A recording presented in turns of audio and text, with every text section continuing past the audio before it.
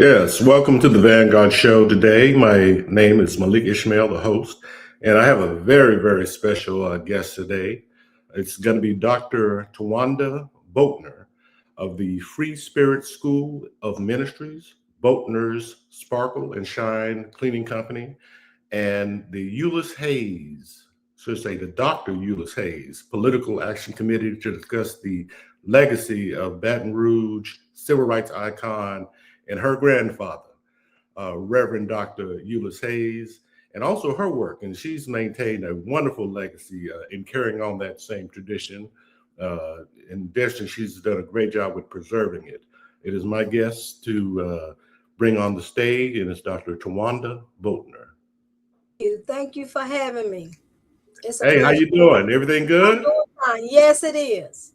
Yeah, absolutely. It is such an honor to have you on the show, and I have to admit, it's like I looked at some of your work through the community in Baton Rouge, state of Louisiana, and nation, and you've done a wonderful job, and not just in relation to my great uncle, Dr. Ulas Hayes, but also in your own right. So definitely, congratulations on that. Thank you. All right, and let me first ask you, tell us about your upbringing, education, and when you first became aware of the legacy of your grandfather, Dr. Ulas Hayes. Okay. I'll start with my upbringing. As I got older, I realized it was different than most people. With Reverend Dr. Ulas Hayes being my grandfather, everything was a teachable moment. And me and my sisters, my parents have 5 girls, 5 daughters. So we always talk about, because we always called him Daddy. When Daddy would pull up, we would run and cut the TV off. Because when he entered the room, the first thing he asked was, what's Matthew 18:18? What's Psalms 37? We had to know scripture. But he also taught us we were not allowed to watch TV all day, because he said whatever you meditate on gets in your spirit. So certain shows we were not able to watch. But in our upbringing, I find that because at one particular time, he was the pastor of like 4 churches. Antioch Baptist Church in Norwood, Louisiana, Winding Chapel in Cheneyville, Louisiana, Mount Zion Spiritual Baptist Church off of Hardin Boulevard in Baton Rouge, Louisiana, and St. James Baptist Church in the Eden Park area. So we was in church all day long. Okay. Starting with Sunday school, so we couldn't miss. And with my mom being his only daughter, she definitely had to be there. Okay. So he didn't spare the rod even when it came to us. Sometimes if we were late, he would say, well, welcome in, Sister Joyce and daughters. Y'all late today. Always be on time because God is on time. So he always had those teachable moments, but he chastised us as well. So even now today, with my grandfather being deceased since 1990, we teach our children certain things we can't do because we're not going to stain his name, because he stood on dignity and integrity. Right. So in our upbringing, church was a lot, but politics was a lot. We laugh because we say Reverend Hayes would put a Bible in one hand and a political ballot in another. Because I can remember seeing him type up political ballots probably since I was about 8 years old. So we were introduced to a lot of pastors, a lot of governors, mayors, city council members, judges at a very young age. A lot of them depended on him. And one of his good friends, United States Senator Bennett Johnson, he just passed last year. But I can remember him calling Reverend Hayes and asking him for advice on what to do in Washington. So the upbringing was amazing. We don't take it for granted. We did a complaint coming up because it was like, it's got to be something outside of church and politics. It's got to be. Because our lives was just different. And because of who he was, my mother made sure that we stood on integrity. We couldn't go out there and be fast-ass little girls. It just was not allowed. Yeah. We wanted to party and do things like other kids, but it was like, no, we did some things, but a lot of things because of what he stood for in the community, we were not allowed to do. Okay. So on Sundays after church, he was the head chaplain at Earl K. Long Hospital. So we went to the hospital and went room to room, and we prayed with the patients, as well as to the nursing homes. He loved to deliver fruit baskets. So everywhere he went, he delivered fruit baskets and prayer. So my upbringing, I can say, it was strict, but as an adult, I'm grateful because he prepared us for what lies ahead. Oh, beautifully said.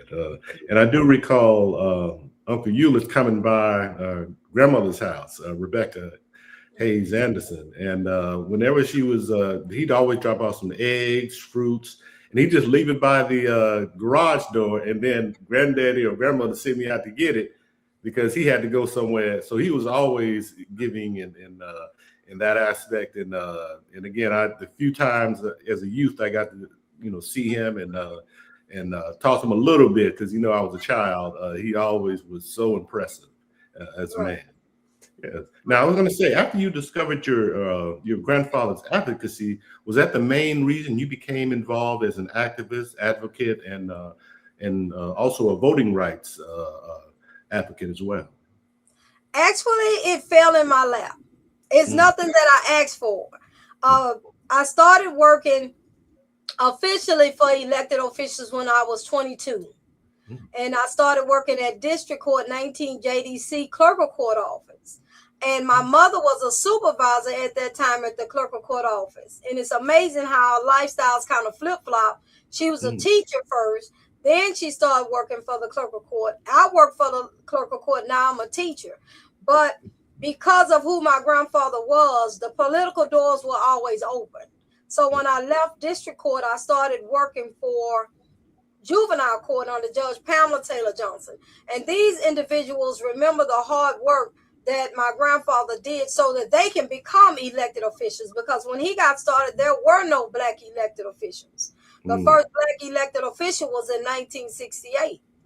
Okay. So looking at the things that he's done, I kind of thought I wanted to get away from it, but people kept saying, no, you're doing like your grandfather. The mantle has passed. And I kept hearing that repeatedly. Right. Because my whole life has been centered around ministry and politics, and none of my sisters walk in politics. I'm the only one. Oh. They didn't want to do it, and I can understand because it has changed drastically, but we do talk about it a lot. Okay. So when I kept hearing the word mantle, I started studying it, and I say, God, this is something I can't give up. This is legacy, and this is something I have to pass on. Okay. And I definitely want to share a picture of Great Uncle Ulas, if I can. Let me see if I can boot this up, just so people can see Great Uncle Ulas. And let me know if you can see it on your screen as well. Okay. Can you see it? Yes, I see it. Yes, yes. Now tell me about, again, the impact that Uncle Ulas had in Baton Rouge as a civil rights icon. I heard about bus demonstrations. I heard about, obviously, voting. Give a history of Uncle Ulas in somewhat a summary fashion. Okay. One of the things that he's most noted for is giving guidance and instruction, along with Reverend T.J. Jemison and other pastors, with Reverend Dr. Martin Luther King in the March 1953 bus boycott that happened here in Baton Rouge. They were successful. It ended early, but they were able to give Reverend Dr. Martin Luther King that guidance he needed to go to the Montgomery bus boycott in 1955. He also was very instrumental in the Freedom Riders, voters registration and freedom schools, sit-ins. It was a lot of participations. He's listed in the newspaper over 600 times. Wow. So that in itself is amazing, from 1930 to 1990. So I've gathered all of that together. But with the Freedom Riders, that I have the movie and the book. He spoke about it, but I didn't realize the danger of it until I sat down and watched the movie. That was a dangerous time on the interstate when those individuals were brave enough to challenge that particular part of the civil rights movement. With the voters registration and the freedom schools was to educate people, because we have a lot of people that didn't know how to read and write. And on the Hayes side of the family, they were very brilliant individuals, and they were educated even when it was almost impossible. Right. And Wow. this is one of the pictures. These are the organizers of the 1953 Montgomery bus boycott. That's Oh, Reverend wow. T.J. Jemison, Miss Victoria, my grandfather. He was young on there, Yeah, I very see. young. It's quite a bit of a story. Oh, wow. There's That's Mr. A.C. Belton, who was in the 2nd Ward, Reverend Young. It's a lot of the old names and photos that I did receive that I right. still have. Okay. Wow, that's amazing. Now tell me, are there any particular books on your grandfather, or have you considered writing a book about him yourself? Actually, I do. There's a book that I went to the Louisiana Book Festival, and I found myself in there when I was leading the Martin Luther King March for the city of Baton Rouge under Mayor Kip Holden. Wow. And I saw the picture of my grandfather and the rest of the individuals who organized the Baton Rouge March in 1953. So when I saw those pictures, I said, okay. I started posting a lot of his accomplishments, and my friend, attorney Gail Holland, said, no, stop. You need to write a book. You have too much information. She said, this is legacy. So she got me in contact with an attorney. I'm waiting to hear from him. And she referred me to Joyce Reed, someone to help me publish several books because it's so much information about my grandfather and during the time. And I'm going to also get my nephew, Brandon Williams. He's going to do a documentary with the ones that are still living, like Judge Curtis Calloway, Judge Freddie Pitcher. These were individuals that he helped get elected their first term. Oh, okay. Incredible. Also, I was going to tell you that I always referred to Great Uncle Ulas as the Red Stick Revolutionary. It's something I called him after I found out from my cousin Brandy, actually. And I think Aunt Ruby used to tell me a little bit about, because I was so young when I was around him. And so Brandy referred me to a Wikipedia page. Is that another source where people could read about your grandfather? That's correct. They can find the Wikipedia page, and he's also listed in the East Baton Rouge Parish Library. So they can go on that website, and he's listed in there as well. Okay, all right. And it's a couple of books and websites that does list him and some history. Yeah. I just don't know who those in particular people are, but it's some research that's out there that other people are gravitating to.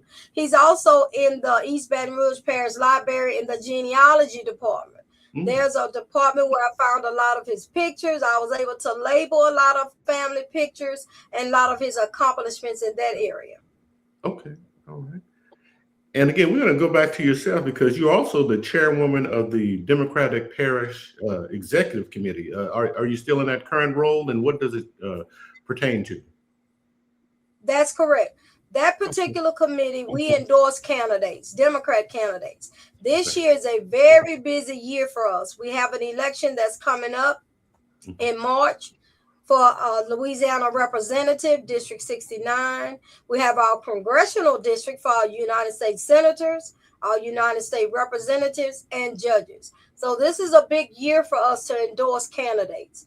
I'm also the first vice president of the Louisiana Federation of Democratic Women. We endorse candidates as well. We do a lot of hands-on, like Women in Blue. Most of the time in May, we go to Washington, D.C., and we go to the Capitol.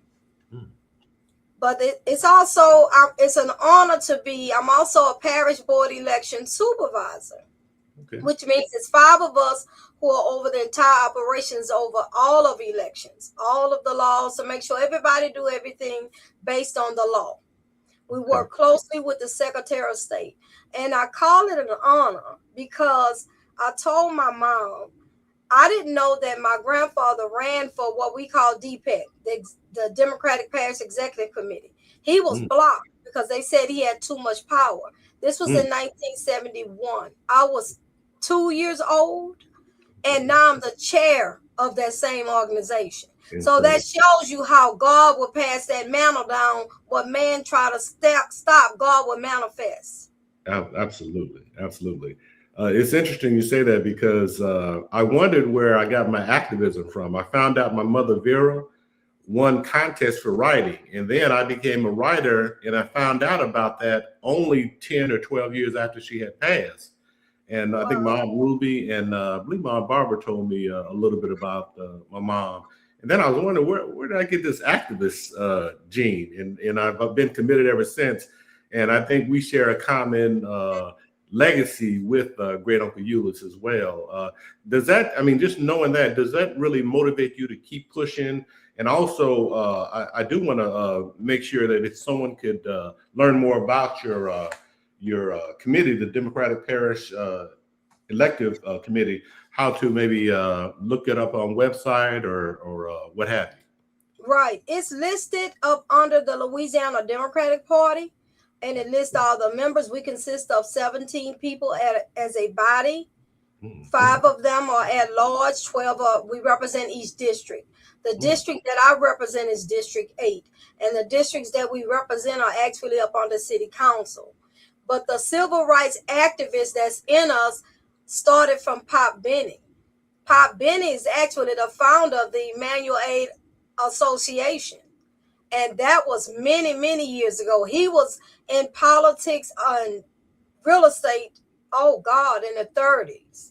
So it was very interesting to find that out, that they did a lot for the communities. They had an organization called SOUL, S-O-U-L, where they wanted everybody to be a part of something. They didn't want to leave anybody out. Justice was the number one thing for my grandfather. I believe one of the most important lessons that he taught me, I can remember everybody would come to him when they got in trouble or they knew someone who got in trouble. So I asked him and I said, Daddy, why do everybody come to you when they're in trouble? And he told me these words. He said, I'm not the judge to determine guilt or innocence, but I am the person to make sure justice is served. Yes. He said the same justice that goes for the white person is going to go for the blacks as long as I have a voice. So that has always stuck with me. And in leading that, when we had the Gina 6 March, I was honored to be the lead coordinator for the Louisiana State Conference NAACP. It was a lot of work, and I have to give a special shout out to Mars Chestnut because his manager was the first one on behalf of a celebrity that called. A lot of them called, hundreds of them called just to say, what is it that we can do? We see this noose on the tree. What is going on in Louisiana? They were just totally in shock. So I am grateful for that opportunity. It was a lot of work, lots of work, not much sleep, but it was successful. It was a successful movement. Absolutely. And I did see a recent post of yours on Facebook and of you and Reverend Jesse Jackson talk about, meeting him, possibly working with him, because I have a similar history with him, at least in terms of a platform. Talk about that picture and your relationship with him. Okay, my relationship with Reverend Jesse Jackson, I had the opportunity to work with him a lot in the New Orleans area. He did come down to work with the Louisiana State NAACP. At that time, I was the executive director over public relations. So I was a communicator with a lot. We worked close in hand in Gina 6. As you can see on one of the pictures, I'm tuned in to what he's saying before we getting ready to march, before we move. At the time, we had the interim president. His name was Dennis Hayes. He's not from Louisiana, but he's a Hayes as well. So we will talk and collaborate about safety first. Let's get this march on the move. Let's see what we can do to help these children. This is an injustice, and we're not going to stand for it. Then the last time he came down, maybe a few years ago, I had the opportunity to work with him at the legislature. He came down for the educational committee, and we talked about different things as well. But it was an honor to be able to work with him, being a civil rights icon from the time and then that he represented. Oh, definitely understand that. I think my interaction was not as deep as yours. I was on a platform with Congresswoman Maxine Waters, Reverend Jesse Jackson, myself, and others, and I spoke at a Mumia Abu Jamal rally. So I'd always see Reverend Jackson whenever there was an issue or situation. He would always be there. And what do you admire most about the legacy of Reverend Jackson? What I admire the most is his history, not being afraid to fight, being nonviolent in a time where it was very crucial. The mistreatment that they endured to make sure that we have the things that we have today. We have a long way to go, but we've made a lot of progress. So I will always hold that deep, that he stood in the forefront without any fear to make sure that we move forward as a Black race. Okay, right on. And I did recently see some of the Cheneyville Mardi Gras pictures. I love to see Doug. I saw Bootsy. Talk about the, because I always love seeing you doing things socially and in the community. Talk about the Mardi Gras celebration in Cheneyville. The Mardi Gras celebration was amazing. As a matter of fact, a member of the DPEC board invited me, Miss Brenda Carter, and she's from that area. So she fills me in a lot on the Anderson side as well as the Hayes side. Her sister is married to an Anderson. They've been married 52 years. The family is extremely huge on both sides. So I hadn't seen Doug in years, but Doug is kin to me on the Hayes side. Of course, his mom is the brother to my grandfather's sister, Aunt Sally Hayes. Yeah, so we're related that way. Right. So we're related that way. So the Andersons, to see Hardy Anderson and a lot of the Wallace, the Snowdens, the Squares, the Dyers, the Franklins. When I did the genealogy, I found out that we're all in there. It's just a matter of how they're connected. But it's a huge family. As a matter of fact, I went back home to Little Zion Baptist Church where my grandfather was ordained in 1953. And now I'm at Winding Chapel as well, where my cousin Bishop Albert Anderson III is the pastor after my grandfather's passing. So it's just amazing to be back to those family churches because our great grandparents went to Little Zion. Right. Sally Hayes Henderson. Our great grandfather was a pastor as well, Reverend Jesse Hayes. He had a church in Clinton, Louisiana. So it's just amazing to be back home and seeing everybody and knowing that cousin Daisy is still alive at 101. It's a blessing. She has a story to tell. So I did speak with Bishop Anderson and say, you need to go talk to her, get the stories, start writing them down. Cousin Josephine, when she passed, she was 111. She had a lot of stories to tell. So a lot of the Andersons have lived a long time, a very long time. And both sides, I'm Anderson Hayes and you're Hayes Anderson. So that's amazing. Absolutely. Beautiful combination. And I will also tell you, I remember Reverend Odell Tickles. Absolutely. Yes. No one did a sermon quite like him outside of Great Uncle Ulas, that's for sure. They were great orators. Right. He's on a most marriage license. I have a lot of the documentations because I wanted to have documents, just not word of mouth. When I started the genealogy, I started it in 1997 with my grandmother. So she started giving me names. And I was blessed at the time because I was working at the clerk of court office. I was able to get the probates, the marriage license. I even have a ticket that was given to our great grandfather, Reverend Jesse Hayes. And it's probably from the early 1900s because he was born in 1863. Okay. Wow, that's amazing. And I know that at least in terms of the genealogy, and I want to see if you can confirm this, the Hayes line goes back to at least 1797 in America with the birth of my fifth great grandfather, Baron William, born in Monrovia, Liberia. Did you hear of his name before? I've never heard of his name, but I do know there's an admiral. And I do have a notation that he arrived off the ship from Africa.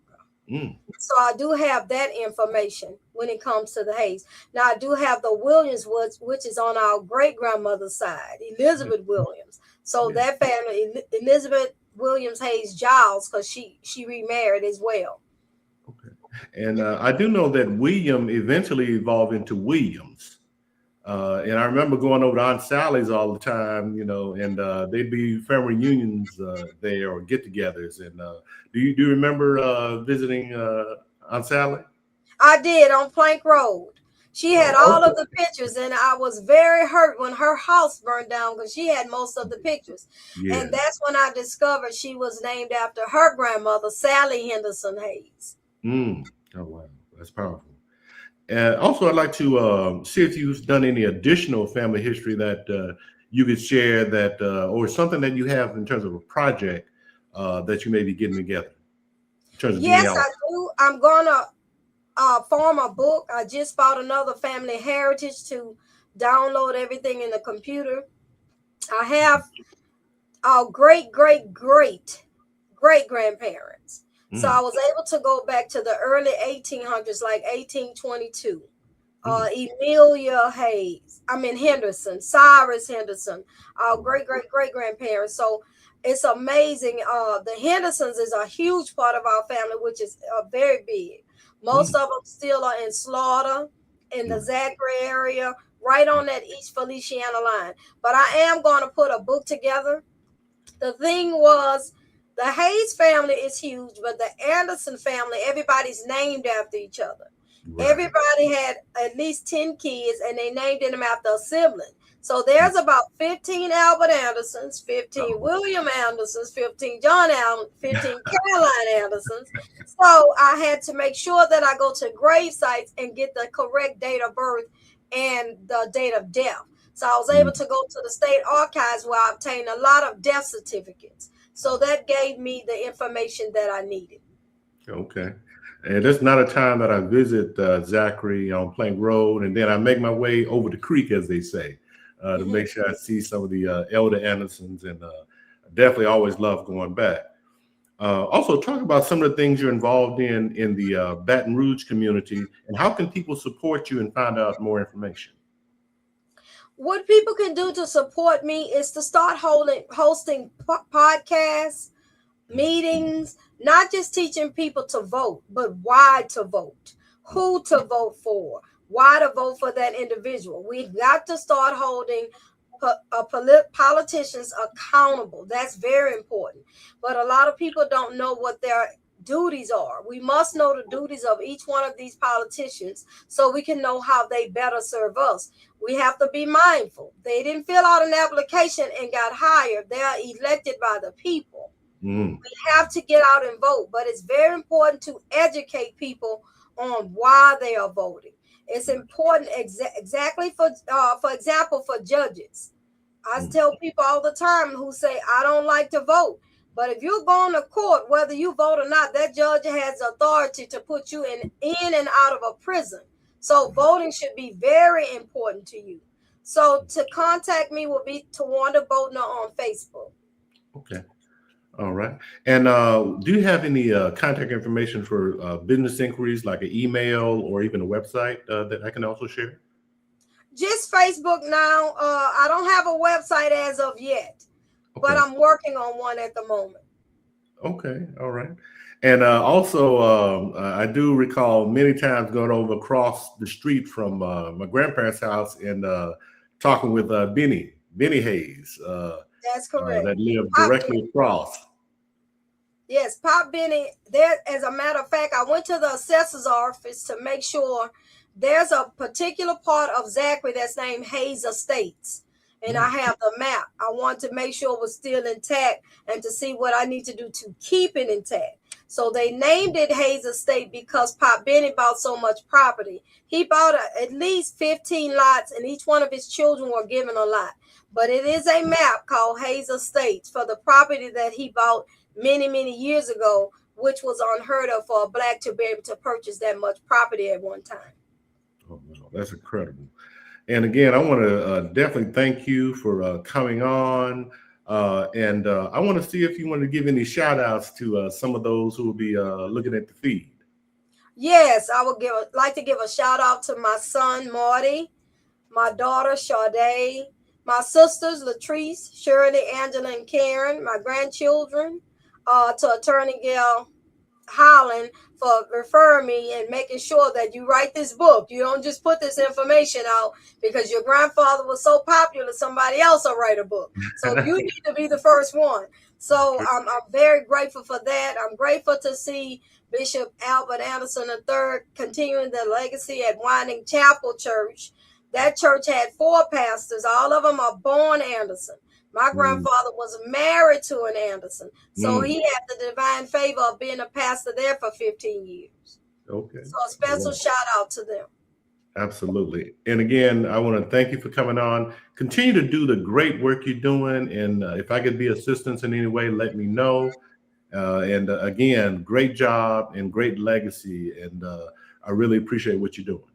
Thank you. Thank you for having me. Thank you. Have a good day now. You take care. You too. Okay. Bye-bye.